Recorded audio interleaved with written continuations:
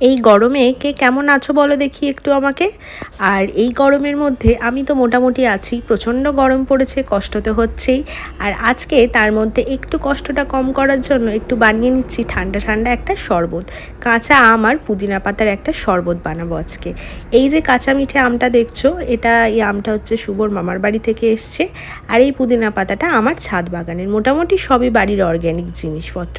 আর মশলাপাতি বলতে একটু চাট মশলা আর একটু বিট লবণ আর একটু চিনি। তো আম কোড়ানোটাকে আর পুদিনা পাতাটাকে একসাথে মিক্সিতে পেস্ট করে নিয়েছি। তার মধ্যে একটা পাত্রে নিয়ে সমস্ত মশলা, চিনি দিয়ে দিলাম। তার মধ্যে দিয়ে দিচ্ছি একদম চিল ঠান্ডা জল। এই গরমের মধ্যে অন্য কিছুর থেকে এই ঠান্ডা ঠান্ডা জলটা খেতে কিন্তু ভীষণ ভালো লাগবে আর রিফ্রেশিংও লাগবে আর বডিকে হাইড্রেটও করবে। তার মধ্যে একটু অ্যাড করে দিলাম বরফের কুচি। বেশ এই গরমের দুপুরে সকালে যখনই বলো এরকম ঠান্ডা ঠান্ডা একটা ড্রিঙ্কস দিলে মনটা বেশ ভরেই যায়।